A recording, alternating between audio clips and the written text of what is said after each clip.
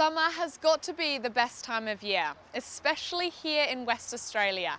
The WA climate allows us to get outdoors, relax and enjoy our gardens and outdoor entertainment areas. However, maybe your outdoor space needs some attention. Perhaps there's a neglected area that you've been meaning to improve or an area in your garden you'd like to update. Summer's just around the corner, so what better time to spring into action? To prepare for summer, there's a few things that we can do to ensure our gardens are looking their very best.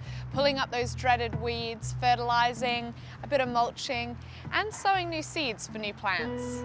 Spring is also a great season to start larger landscaping projects like laying pavers or building a water feature so that all the laborious lifting is completed before the warmer weather.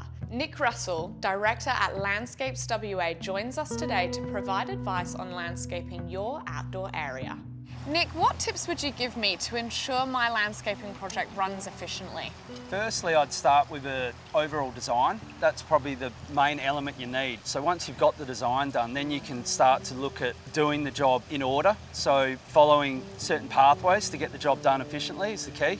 What are some of the trends in landscape design this spring and summer? So a lot of the trends in landscaping this spring and summer are, like natural products, timber, stone look paving, cladding, feature bricks are in as well at the moment. And we do a lot of pool landscaping, so obviously elements around pools are quite big.